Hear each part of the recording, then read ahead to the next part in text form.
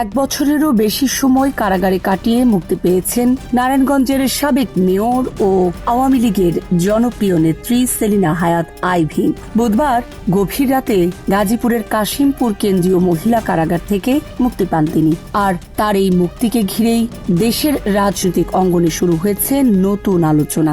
আইভীর বিরুদ্ধে দুটি হত্যা চেষ্টা মামলা, বিস্ফোরক আইনের মামলা সহ মোট 12টি মামলা বিচারাধীন রয়েছে। তবে উচ্চ আদালত এবং সর্বোচ্চ আদালতে জামিন বহাল থাকায় তাকে মুক্তি দিতে বাধ্য হয় কারা কর্তৃপক্ষ। রাজনৈতিক বিশ্লেষকদের মতে তার মুক্তি শুধু একটি আইনি ঘটনা নয়, বরং বাংলাদেশের চলমান রাজনৈতিক বাস্তবতায় এটি গুরুত্বপূর্ণ বার্তা বহন করছে। Premium commercial space is now for rent. Featuring ample parking and excellent accessibility, this 4,200 square foot space is ready. Elevate your business and call us today. সাম্প্রতিক সময়ে আওয়ামী লীগের আরো কয়েকজন নেতা নেত্রী জামিনে মুক্তি পেলেও তাদের অনেককেই কারাগারের ফটক থেকে নতুন মামলায় গ্রেফতার করা হয়েছে। কিন্তু আইভীর ক্ষেত্রে ভিন্ন চিত্র দেখা গেছে। কারামুক্তির পর কোনো নতুন মামলায় তাকে আটক করা হয়নি। তিনি সরাসরি নারায়ণগঞ্জের নিজ বাসভবনে চলে যান। মুক্তির পর সাংবাদিকদের সঙ্গে সংক্ষিপ্ত প্রতিক্রিয়ায় আইভী বিচার বিভাগের পাশাপাশি তার রহমানের নেতৃত্বাধীন সরকারকেও ধন্যবাদ ও কৃতজ্ঞতা জানান। একই সঙ্গে তিনি আশা প্রকাশ করেন সবাই মিলে একটি মানবিক সরকার গঠন করা সম্ভব হবে। তবে আওয়ামী লীগের ভবিষ্যৎ, নিজের রাজনৈতিক অবস্থান এবং দলের নেতৃত্ব নিয়ে তিনি কোনো মন্তব্য করেননি। আইভীর নীরবতাই নতুন করে কৌতূহল তৈরি করেছে রাজনৈতিক মহলে। কারণ গত এক বছর ধরে আওয়ামী লীগের অভ্যন্তরে এবং রাজনৈতিক পর্যবেক্ষকদের মধ্যে একটি আলোচনা ছিল, দলটির বর্তমান সংকটকালীন নতুন নেতৃত্বের প্রয়োজন হলে সেখানে সেলিনা হায়াৎ আইভী গুরুত্বপূর্ণ ভূমিকা পেতে পারেন। বিশেষ করে 2024 সালের 5 আগস্টের রাজনৈতিক পট পরিবর্তনের পর যখন আওয়ামী লীগের অধিকাংশ কেন্দ্রীয় নেতা আত্মগোপনে চলে যান বা এলাকা ছেড়ে দেন, তখন আইভী ছিলেন ব্যতিক্রমী। তিনি নারায়ণগঞ্জে নিজ বাসভবনেই অবস্থান করেন এবং সীমিত পরিসরে দলীয় যোগাযোগ বজায় রাখেন। এমনকি 15ই অগাস্ট শেখ মুজিবুর রহমানের মৃত্যুবার্ষিকীতে নারায়ণগঞ্জে দলীয় কার্যালয়ে গিয়েও শ্রদ্ধা নিবেদন করেন।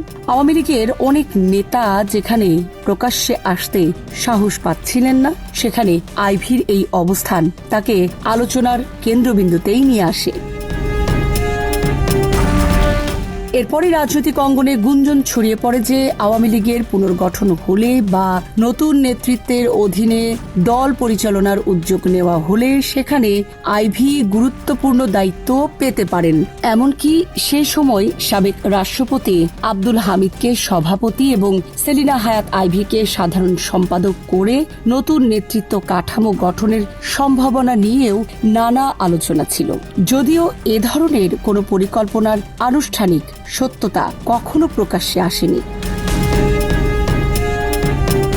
রাজনৈতিক পর্যবেক্ষকদের একটি অংশ এখন মনে করছেন আইভীর মুক্তির পর সেই আলোচনা আবারও নতুন করে সামনে আসতে পারে। তাদের মতে শেখ হাসিনার দীর্ঘ রাজনৈতিক ছায়ার বাইরে আওয়ামী লীগের গ্রহণযোগ্য মুখ খুঁজতে হলে আইভীর নাম স্বাভাবিকভাবেই সামনে চলে আসে। কারণ তিনি দীর্ঘদিন ধরে স্থানীয় সরকারে জনপ্রিয়তা ধরে রেখেছেন এবং আওয়ামী লীগের ভেতরে থেকেও বিভিন্ন সময় বিতর্কিত গোষ্ঠী ও সন্ত্রাসবাদের বিরুদ্ধে প্রকাশ্যে অবস্থান নিয়েছেন।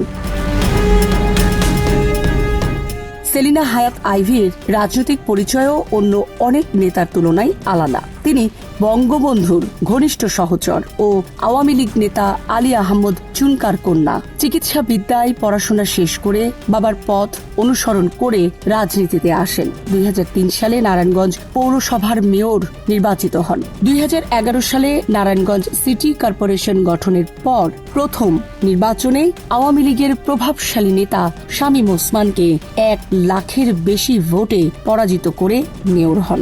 এরপর টানা 3 বার সিটি কর্পোরেশনের মেয়র নির্বাচিত হয়ে স্থানীয় পর্যায়ে নিজের শক্ত অবস্থান তৈরি করেন। নারায়ণগঞ্জে সন্ত্রাস, চাঁদাবাজি ও রাজনৈতিক প্রভাব বিস্তারের বিরুদ্ধে তার প্রকাশ্য অবস্থান তাকে সাধারণ মানুষের কাছে জনপ্রিয় করে তোলে। আওয়ামী লীগের সমর্থকদের মধ্যেও তার গ্রহণযোগ্যতা ছিল উল্লেখযোগ্য।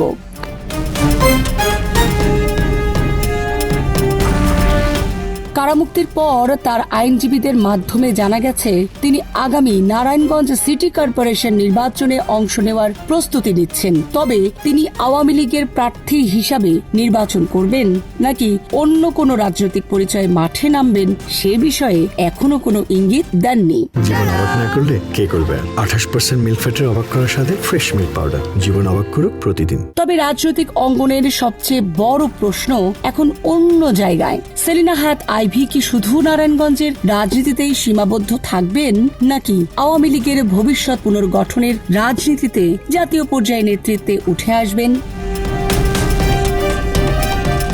সামরিনা প্রীতি, ঢাকা এক্সপ্রেস।